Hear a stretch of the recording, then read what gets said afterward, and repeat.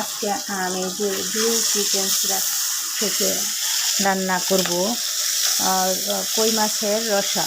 এখন কই মাছ ভেজে নিচ্ছি।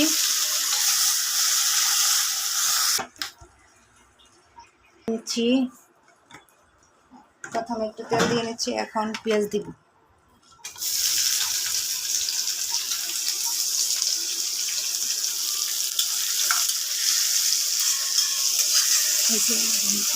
এখন পেঁয়াজটা একটু নাড়াতে করছি। পেঁয়াজটা এখন দিব 1 চামচ, এখন দিব 1 চামচ হলুদ, 1 চামচ মরিচ, আর 1 চামচের তো একটু কম।